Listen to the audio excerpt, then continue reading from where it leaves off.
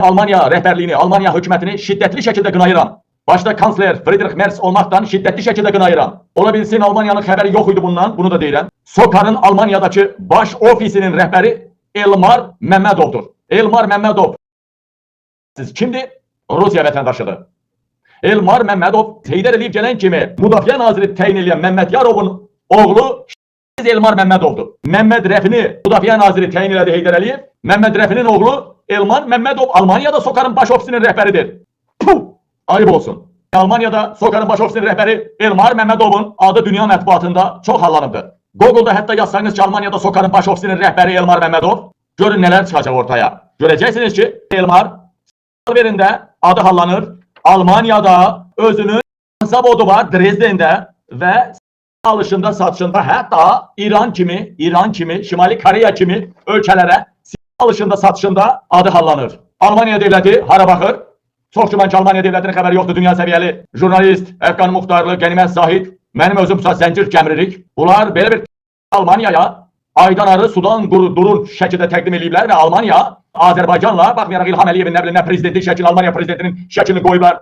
Amma müqaviləni 10 illik qaz müqaviləsi bağlayıblar. 10 illik qaz müqaviləsi. Şiddətlə qınayıram Almaniyanın yeni hökumətini. Ayıb olsun. Utanın. Rusiyadan alıp Şimali Koreya'ya satan, İran'a satan bir yaramaz atası KGB'nin polkovniki generalı olan Azərbaycan qazı satmaq əvəzinə Rusiya qazını sizə satmayacaq mı? Rusiyanın satan, Şimali Koreyanı satan, Almaniyada satışına göre adı hallanan, Almaniyada Dresden'de zavodu olan belə bir Rus qazını Azərbaycan üzərindən Almaniya satmayacaq mı? 10 illik bu anlaşmanın dalında hansı siyasi fəalların, aktivistlərin alışı, satışı və Almaniyada vurdurulması nəzərə alınıb bu anlaşmanın pərdə arxasında? Ha? İclas təşkil edəcək inşallah Əfqan bəydən. Almaniya hökumətinin bu müqaviləni biz məhkəməyə verməyi düşünürük. Şəxsən mən düşünürəm. Bu müqaviləni məhkəməyə vermək. Almaniyanın Ali Məhkəməsinə qədər qaldıracağıq. Lazım olsa Avropa məhkəməsi. Bu müqavilə başda tutmamalıdır. Necə ki İtaliya ilə neft arıma zavodu işmək istədilər. Polad əritmə zavodunu aldılar 60-80 ilin Polad əritmə zavodunu. Neft kəmərləri çəkmək düşünürdülər. 7 milyardlıq investisiya İtaliyaya qoymağı razılaşmışlar. Qollar imzalar atılmışdı. Bir anda Meloni bunun üstündən hamısına xət çəkdi, İtaliyadan qovdu SOCAR-ı. Almaniyada dərhal bunu etməlidir. Artıq Friedrich Merz'ə yazılıdır. Alman prezidentinə, Alman Bundestagına yazılıdır. Mənim dostlarım, qardaşlarım yazıbdır. Hər şey gözəl olmalıdır. Sadəcə İlham Əliyev hansısa bir devlətinin bir elemanını Almaniyaya aydan arı sudan duru kimi göstərərək Almanları aldadıblar. Mən belə düşünürəm. Bəziləri deyir, Qabil oturub Almaniyaya qarşı bir söz demir. Mən həmişə sizin qarşınızda Almaniyanı qınamamışam. Sadəcə olaraq mən söyə bilmərəm axı. Mən Trump'ın nəyini söyüm, Friedrich Merz'in ya Angela Merkel'in nəyini söyüm? Nəyini söyüm? Mənə ayda 10.000 euro, mənim təhlükəsizliyimi təmin edirlər. Məni burada qoruyurlar, diktatorun killerlərindən qoruyurlar. Buna görə mi mən söyüm? Söysəm Erdoğan'ı söyərəm də. Deyərəm ki, hani mən Türkəm, mənim orada Türk diyarıdır. Bizə siz sahib çıxmalıydınız. Hani İslam ümməti olan ölkələr sahib çıxmalıydı. Söysəm onları söyərəm də. Bunları niyə söyüm? Bunları təşəkkür eləməkdən başqa şansımız yoxdur. Amma belə hallar olanda o diktatorların işbirliyi biz sandığı açıb pambığı tökməliyik və haqqı deməliyik. Başqa çarə yoxdur. Dəyərlənməkdən. Salam Qənimət bəy, necəsiniz? Yayımdan sizi narahat eləyirəm. Mən Qabil Türkoğlu. Salam bəy. Elə çox həmişə yaxşı olasınız. Oğrun, gizdin, tülkü kimi bunlar Əliyevlər.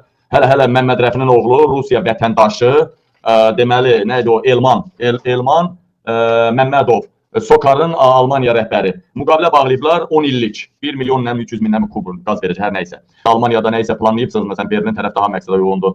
Siz daha yaxşısını bilərsiniz. Nə düşünürsünüz? Bunu dərhal bunun qarşısını almaq lazımdır məncə. Siz nə düşünürsünüz? Yox, mən hesab eləmirəm ki, bunun qarşısını almaq olar. Müqavilə artıq imzalanıb. Amma açıq biz bunu müzakirə eləməmişik. Güman edirəm ki, bu günlərdə müzakirə edib bir münasibət bildirərək hər halda bu və digər formada. Maksiyad ola bilər, hansısa başqa şəkildə də müzakirələr ola bilər. İndi yəni sadəcə öz başqa şey deyə bilmərəm ki, İraniyyətlə müzakirə edək bu məsələləri. İndi yazı pozmaq da Avropa Aşbanın parlament üzvlərinə yazı pozmaq olacaqmı? Əlbəttə olacaq. Amma mən əslində o qədər qeyri-adi bir məsələ kimi yanaşmıram. Çünki Avropaya qaz lazımdır, Azərbaycanda qaz satır. O Rus qazını satacaqlar da?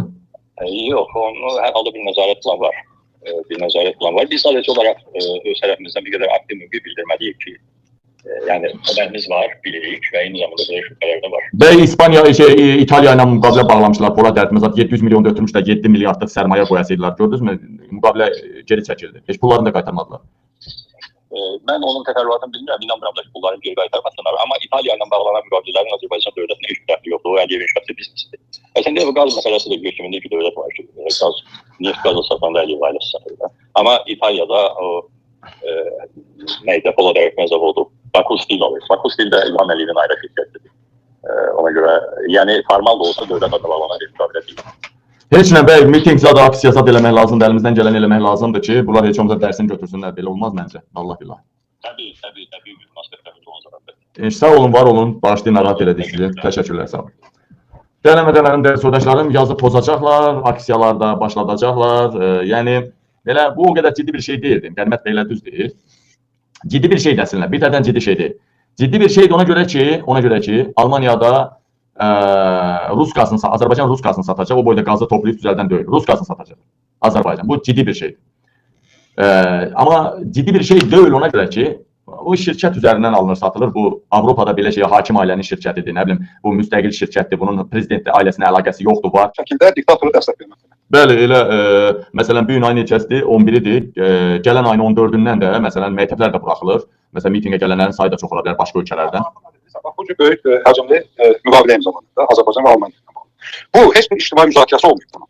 Nə Alman cəmiyyətinin bundan xəbəri, nə Azərbaycan cəmiyyətinin bundan xəbəri. Elə bir oğurluq.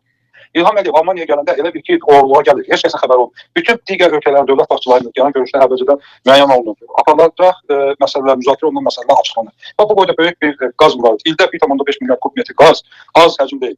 Bu ilə bağlı, oğru kimi müqavilə bağlayırlar. Heç kəsin əvvəlcədən xəbəri olmur.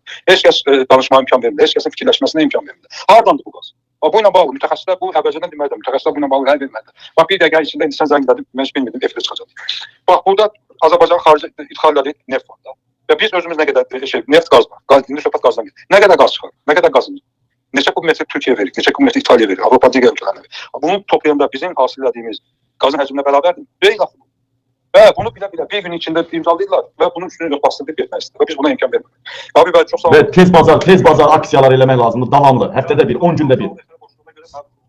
Zəng gəlir. Çox sağ olun, çox sağ olun.